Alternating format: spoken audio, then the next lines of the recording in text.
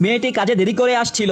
হঠাৎ ভুল করে সিউর প্রাইভেট লিফটে ঢুকে পড়ে। যখন সে বুঝলো যে তার সামনে দাঁড়িয়ে থাকা লোকটি আসলে কোম্পানির সিইও, তখন তাড়াতাড়ি নিজের নাম বলার চেষ্টা করে, কিন্তু সিইও একদমই কোনো আগ্রহ দেখায় না। হঠাৎ তখনই সিউর দাদার ফোন আসে। দাদা ভীষণ রেগে গিয়ে বলে তার নাতি নাকি 2 বছর ধরে নিজের স্ত্রীকে উপেক্ষা করছে। তিনি তার পুত্রবধূর নাম আর ঠিকানা জানিয়ে দেয় এবং সিউকে করা নির্দেশ দেয় রাতে খাবারের জন্য বউকে বাসায় নিয়ে আসতে। কিন্তু যখন সিউ তার স্ত্রীর নাম শোনে তখন সে হতভম্ব হয়ে যায়, কারণ এই নাম তো ঠিক তার সামনে দাঁড়িয়ে থাকা মেয়েটির নাম। যদিও মেয়েটির পোশাক আশাক দেখে সিউর মনে হলো এটা সেই মেয়ে হতেই পারে না, অথচ সত্যি মেয়েটি তার স্ত্রী ছিল।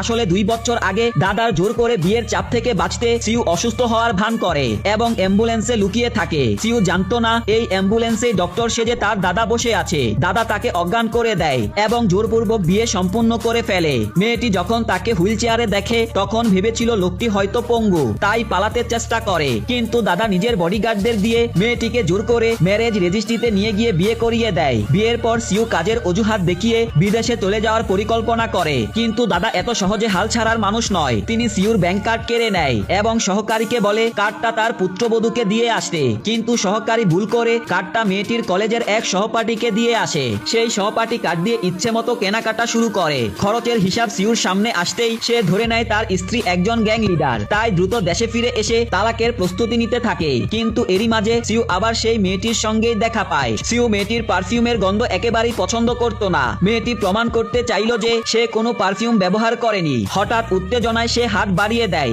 ভারসাম্য হারিয়ে তার আঙুল ভুল করে সিউর নাকে গিয়ে লাগে। নিজের ভুল বুঝতে পেরে মেয়েটি ভয় পেলেও সিউ মেয়েটির এই সাহসী আচরণে মুগ্ধ হয় এবং তাকে নিজের সেক্রেটারি হিসেবে নিয়োগ দেয়। এখন সিউ চিন্তায় পড়ে যায় কিভাবে সে এই মেয়েটিকে তালাক দিবে। এদিকে সহকারী যখন তাকে পুরো খরচের রেকর্ড দেখায় তখন মেয়েটি এক আইডিয়া দেয়। সে বলে সিউর উচিত ভান করা যে সে দেউলিয়া হয়ে গেছে। তার স্ত্রী যদি খরচ করার টাকা না পায় নিজেই তালাক চাইবে। সিউর এই পরিকল্পনা পছন্দ হয় এবং সঙ্গে সঙ্গে রাজি হয়ে যায়। সেই রাতে সে নিজের স্ত্রীকে খুঁজতে বেরিয়ে পড়ে।